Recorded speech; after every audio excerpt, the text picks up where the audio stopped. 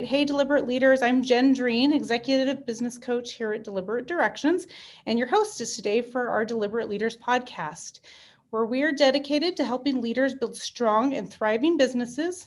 And each episode features an inspiring interview to help you on your leadership journey. Today, I have with me Paul Cowan, who is the relationship specialist.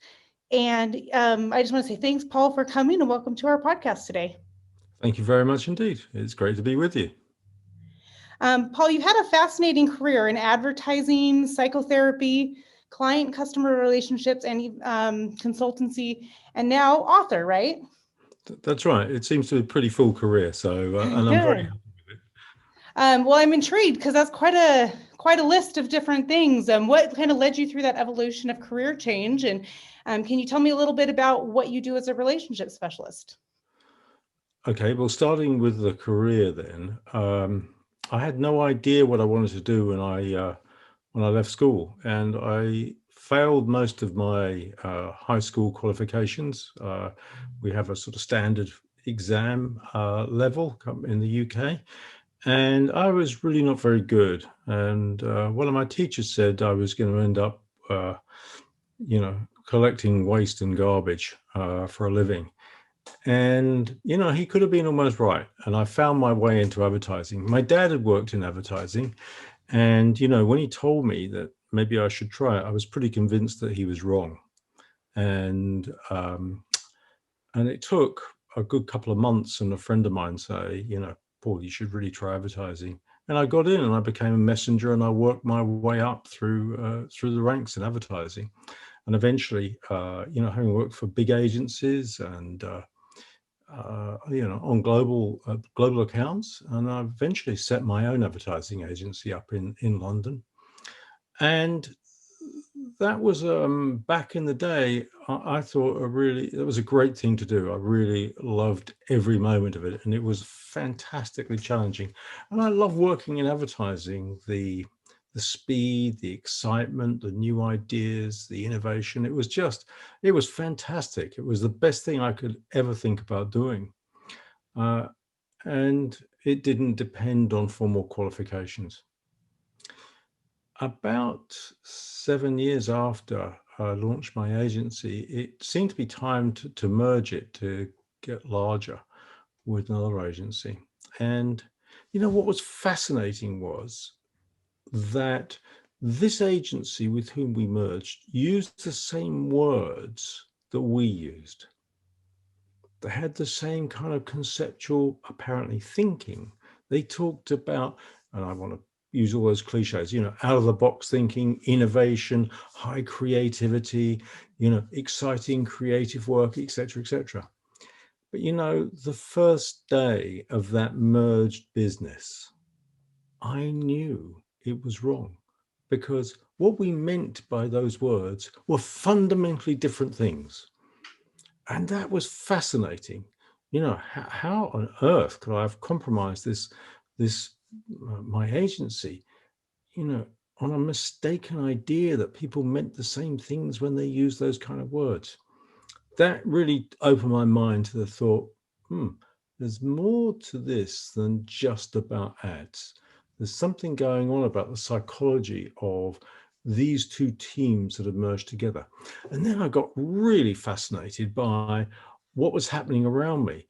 Whole groups of high functioning individuals, people that could hold down jobs and relationships, would somehow collude unconsciously with each other on a Monday morning to make the worst of each other, like clients and agencies can sometimes do. I thought, that is fascinating. And then I was also struck by the way that for some accounts, I would and my teams would go through absolute hell and fire. And yet for other clients, we couldn't be bothered to get off our collective bar stools.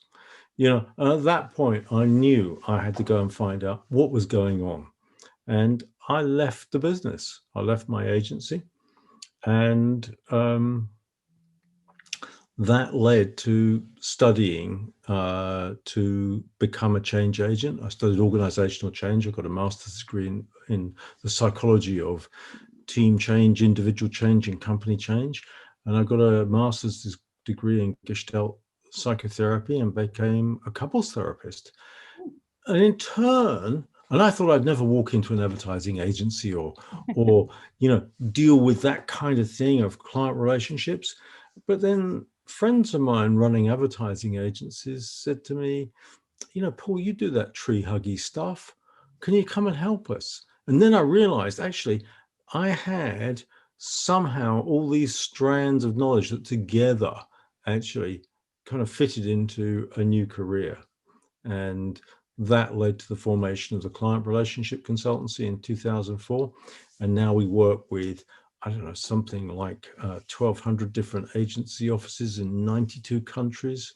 And in turn, all of that led to a lot of research, and that led to the book. So that's been the journey and the motivation for the journey. Yeah. So as a relationship specialist, that's a term that at least I don't think a lot of people use here in the US. What do you do on a day-to-day? Well, I think a lot and I listen a lot.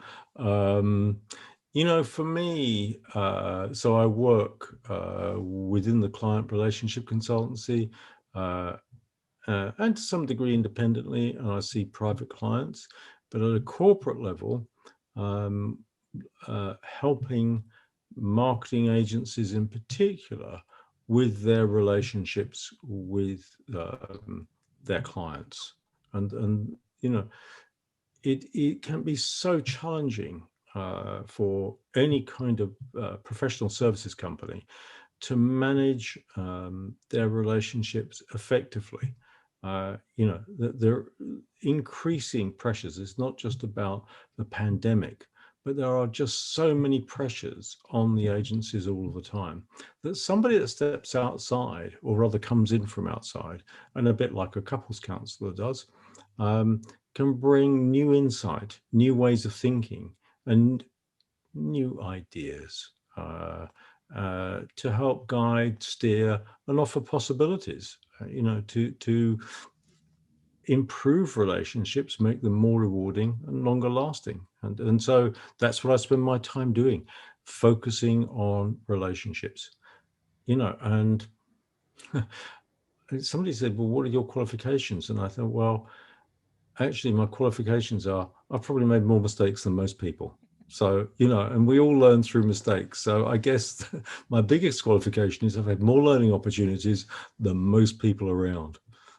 There you go. Noticed that from your bio that I read on your webpage that you had a lot of got fired, and I assume those are some of the mistakes you're referencing. But I agree. I tend to lean towards the failure is our best way of learning and learning forward. And not well, my daughter's school says failing forward, right? So taking those opportunities and running with them. Exactly. We look at little kids, how they first learn to pick up a cup, a sucky cup, we call it in the UK, and the hand goes out, their little hands go out and they miss. And it's very frustrating, and they miss, and then they knock the cup. And then after a while, they get to learn how to organize their motor skills so that they pick up the cup and they can bring it to their lips and suck. And that becomes very productive. But they have to learn how not to do it as part of the process for learning how to do it. And it's the same with all things. Yeah, absolutely. Well, let's shift gears just a little bit. I want to talk a little bit about your book. The title is Connecting with Clients for Stronger, More Rewarding, and Longer Lasting Client Relationships. Looks like it was just published just this March, correct? Correct. Absolutely. Yes, it's relatively fresh off the press. Awesome. Yeah. Well, congratulations. The first book, I think, right? I saw. It's the first book. Yeah, definitely. Last one or more to come, maybe? I don't know. I was talking to the publisher the other day about another book. Gotcha. So we'll see. We'll see. Be Yeah. determined. Again, I learned how not to write a book by writing a book. That was three different rewrites. So. Gotcha. Well, that three's not bad. I've heard of many more. Well, can you give us a little bit of a teaser about what the book's about and maybe why you wrote it and what kind of an impact do you think this book could make? Yeah, the book, quite boldly, you could say, well, it's about relationships. But the premise of the book is really simple. And that is, in relationships, in any kind of business relationship, or indeed in couple relationships, there are always two levels of problem.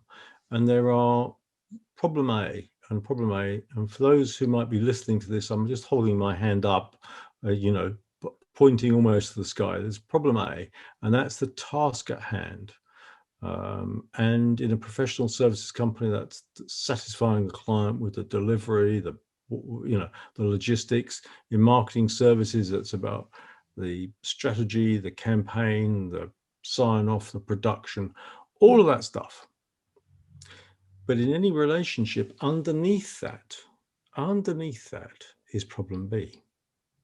And problem B is about how we're getting on together. Do you have my back? Do I have your back? Do we trust each other? Are we communicating effectively together?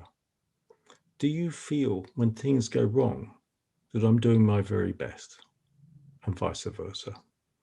Now, from a client's perspective, the way that the agency or any service supplier fulfills problem A at the top is always mediated by problem B. How do we feel about that particular organization or person? And this book is paying attention to problem B, because in this highly competitive world, we've come to believe the best way of satisfying a client is problem A. Well, I've got news for people. Most professional services companies, and indeed most service companies of all sorts, operate within a reasonable band of tolerance when it comes to problem A. It doesn't matter where you go across the world. Mm-hmm. By and large, between a certain level up or down, the delivery is good.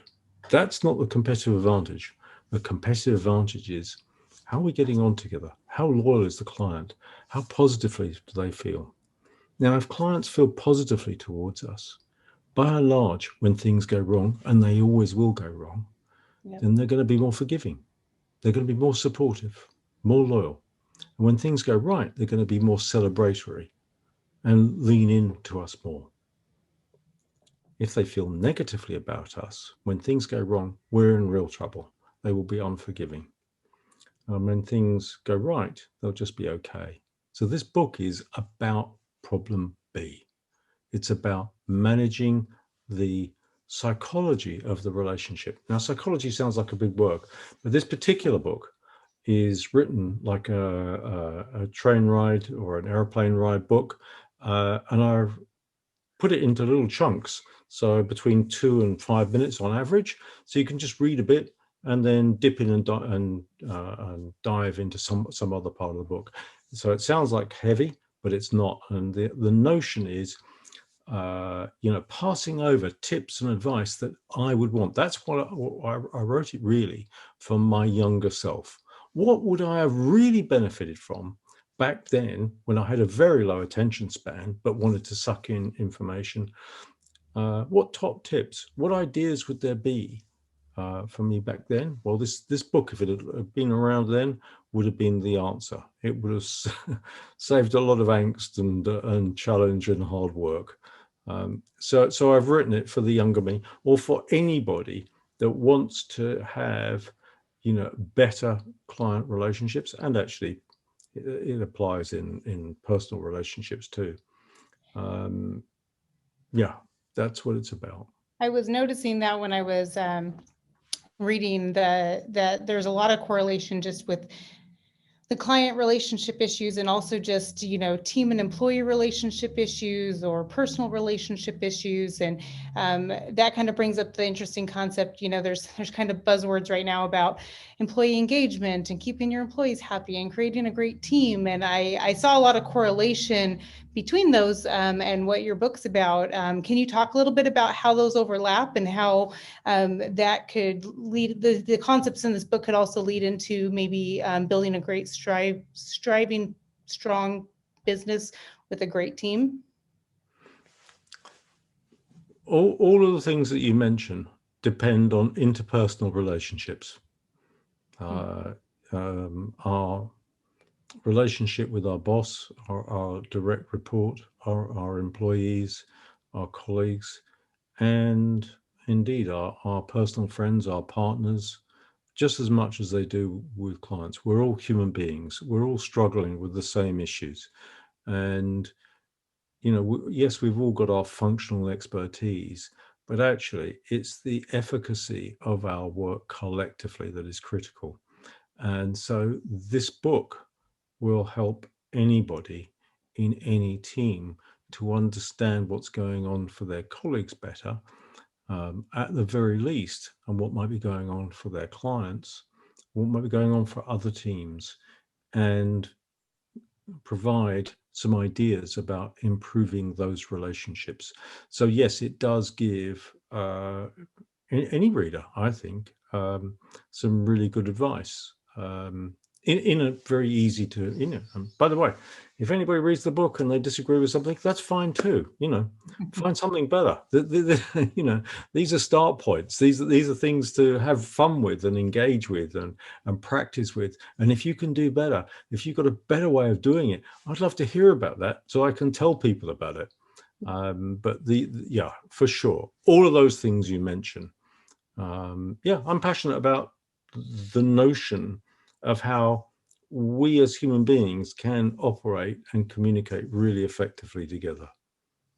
I think that one of my big takeaways from our conversation so far has just been, that relationship, no matter which one it is, and that there's like it's from an emotional standpoint. That's what we're working for, right? And I always coach people and coach my team around anything we want in life is because we think that thing's going to give us an emotion, right? And so like, how can we create that emotional response that we want to then get what we want? And whether that's a better relationship with a client or with a team member or what have you, trying to figure out what the underlying emotion is that we're driving for, I think is really important.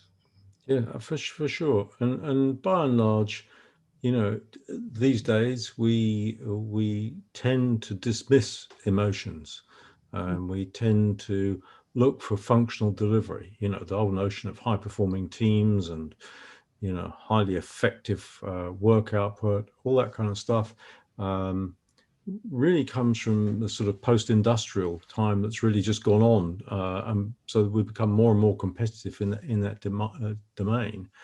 But actually, the real advantage, the real competitive advantage, is somewhere else. If we can make more of each other, that's way better than anything else.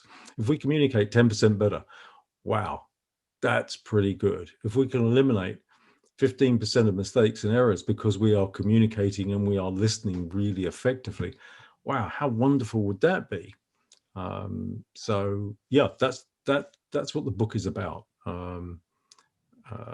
And I don't think I've read a book that's in the same area, that sets out with the same idea and the same premise and the same objective.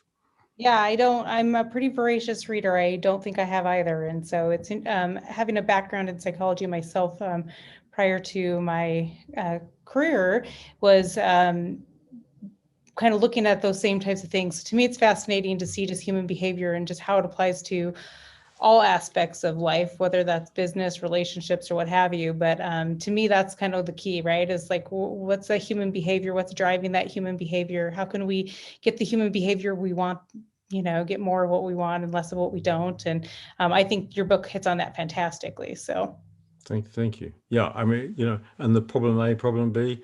I was talking to a young man earlier on, talking on a one-to-one client basis, and clearly he has some relationship problems in his personal relationship, his one-to-one relationship, and I was explaining problem A and problem B, and how paying attention to problem B would more than likely resolve the issues in problem A, and he got it.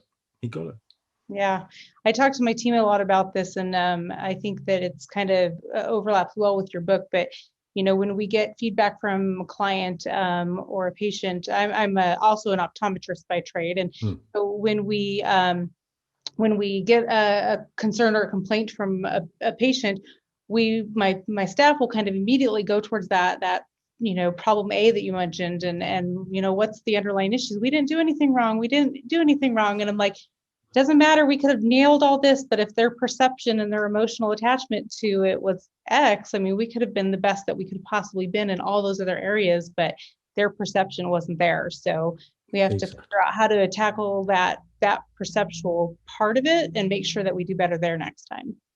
Yeah, for sure, for sure. That brings up a really interesting question for me. Do you think that there's the agency client relationship is more transactional now than it used to be? I think many relationships are more transactional. I think particularly in the world of marketing services and clients, there's a tendency for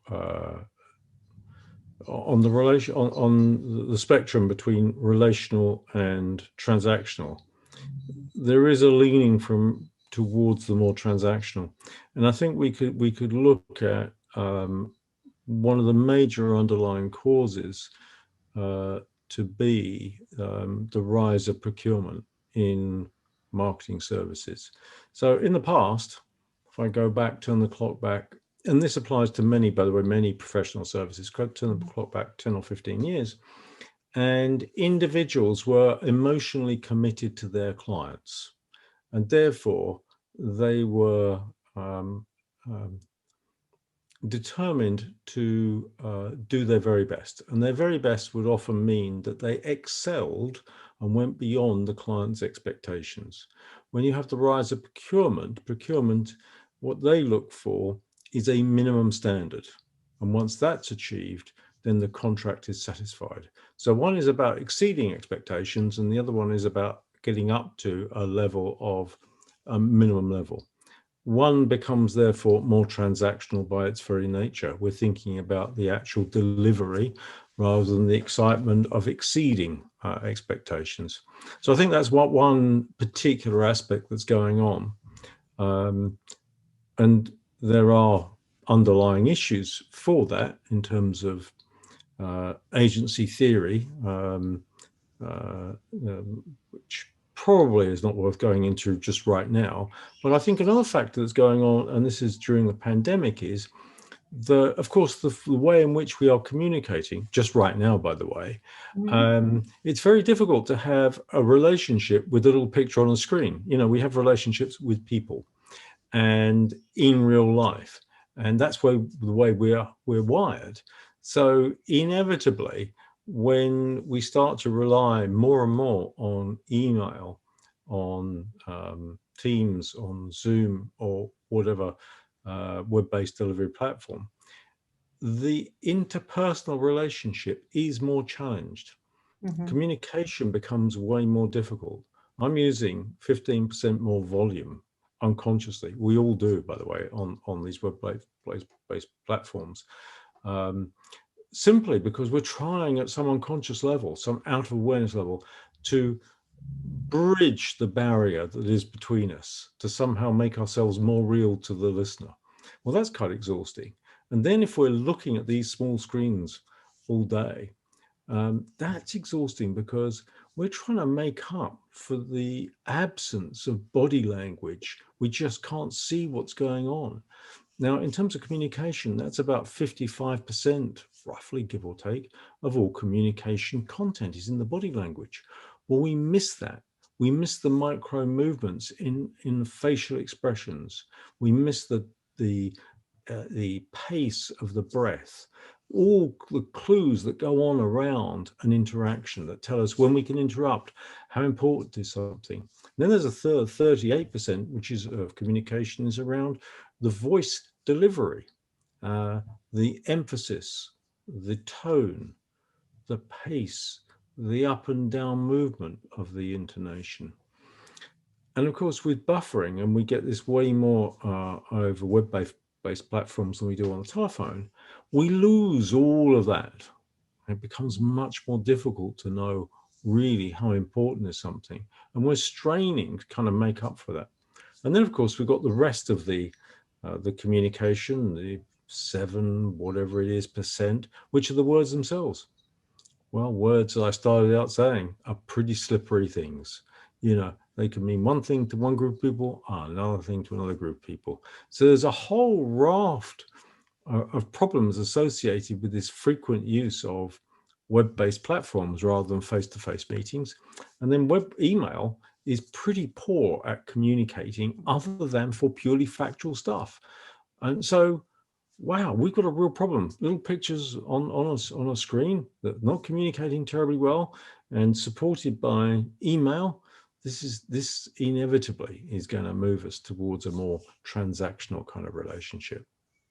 I can definitely relate to that on a level. I almost take it a little further, I guess, and say, like there's the different types of verbal and nonverbal communication and Right. things that you mentioned. And, I'm very empathetic. And so I kind of feel the energy coming off of people a little bit. It's like, so if there's tension there, or if there's, even if there's not body language to go along with it, like you can feel that in a one-on-one situation, that you, in-person situation, that you just can't feel in this situation. And that's, I think, something that I've struggled the most with during this time, is trying to continue to make those good, close connections and relationships with clients in this format without having that feedback, and then mirroring it too, right? So if I've got a client who's feeling one way, it's really hard for me to then either mirror them or show them and have them mirror back to me what we need to work on, right? And so help give them that good positive energy that maybe that I'm feeling towards what they're accomplishing, so they've got it too. And that's something I feel like has been lacking as well. Well, of course, what you're talking about is the mirror neurons that bounce backwards and forwards that tell us what's going on for the other person, Right. and that is just really challenging. It's only when we have extreme displays of emotion that we might be able to infer or pick up some kind of emotional content. So yeah, it's really, really difficult. Yeah. So this question kind of slides a little bit from that, but not too far away, I don't think. But what do you think makes a really good client-facing executive, and and do you think the training for these client-facing executives is adequate? Well, I noticed I've just crossed my arms. You can't see that, but I can feel I did see the body language close off a little bit. So that's interesting. I wonder what that's about. So what makes a good or adequately skilled? For me, it's really about high levels of emotional intelligence. And Dan Goleman popularized the notion of emotional intelligence. It wasn't just his work, by the way. I think there was some really good research. And originally, when he and his colleagues first put this out, they described emotional intelligence as 4 quadrants, and the first one was self-awareness. If I'm self-aware, if I'm aware of myself, then I'm going to be way better, way more likely to be able to self-manage. And there is a good correlation between the two. And if I can self-manage and I've got good self-awareness, then I'm much more likely to have an awareness of what's going on for you or for other people in my team, in my organization. And if that's the case, and I have good awareness of the organizational context as well, I'm much more likely to be able to manage the relationships more effectively. So really, there's just 4 quadrants to emotional intelligence. Their original work really did demonstrate the efficacy of this as a model for managers. And I think that any good client-facing exec, if they can really develop their self-awareness, that is the cornerstone of effective, good client relationship. Everything else can build from that. You mentioned training, and I think there has always been a paucity of training, and I think it's pretty much non-existent these days. So again, that's I guess it's one of the reasons why I wrote the book. There's nothing out there to learn from. To find particular training courses is a real challenge, and most companies don't have the budget. Yeah. Which is really sad. I think it's really, really sad. But maybe it's an opportunity for somebody like me in the future. Who knows? Yeah, absolutely. I think that's something that we work on a lot with new clients is, working on mindset and the emotional intelligence and self-awareness that goes with that, right? And a lot of the times we can't change our mindset to accomplish the goals that we want without having that self-awareness. And so we tend to work on that a lot in the beginning. So I can completely understand and agreed. I don't think there's good tools and resources out there for it, right? You can coach people on it, but sometimes there's not enough tools out there to what's the word I'm looking for? Kind of augment that, right? And so having a little bit extra help there is with something like your book is a fantastic resource. So. Yeah. Well, Paul, thank you so much for visiting with us today. How can our listeners get connected with you, and where can they get a copy of your book? Well, they can get connected on paulcowan.com. That's PaulCowan.com, paulcowan.com. And by all means, leave your name and address. And by the way, on the website, there's media interviews and all that sort of stuff. There's stuff about the book, and there are various blogs as well. And as time progresses, there'll be more and more blogs as things crop up that I haven't covered in the book. I want to add them there so it becomes a learning community. And if people raise questions, then I can always answer them. So that is just starting now. So everybody, please go there. How can they get the book? Well, they can go to any of the usual suspects. So, Amazon, Barnes and Noble. I think if you live in, say, the West Coast and you live in San Francisco, you can go to Kepler's, lovely store in Palo Alto, and various shops and retailers around the USA and Canada. So please check online. It is there. Good. And we'll have some links of that in our show notes as well. Good. Well, thank you so much. And do you have any questions for me? Yeah. Will you ask me back one day? Of course. I look forward to the next book too. I just got your copy, so I haven't got a chance to read through as far as I'd like, but speaking with you today, I am excited that it's a snippet book, because one of those ones you can jump around to, because I don't believe in reading books without taking action. And so I like books that kind of give short spurts and then take an action, and then short spurts and take an action. So I'm excited to dive into that. Yeah, well, that's great. I had one global CEO speak to me last week. He said, Paul, don't expect to sell 1 million copies of this book. He said, that is not a good business book. A good business book is one which has lots and lots of underlines, lots of highlights, lots of turn corners on pages, and lots of stick tabs. And he said, nice guy, he said, I think you're going to make it with this book. So that's my objective. Anyway, I just wish everybody enjoy. I hope you enjoy it. I love the feedback as well, please. You bet. Feedback, page 73 on the book. Perfect. Thank you so much. We appreciate it. Thank you.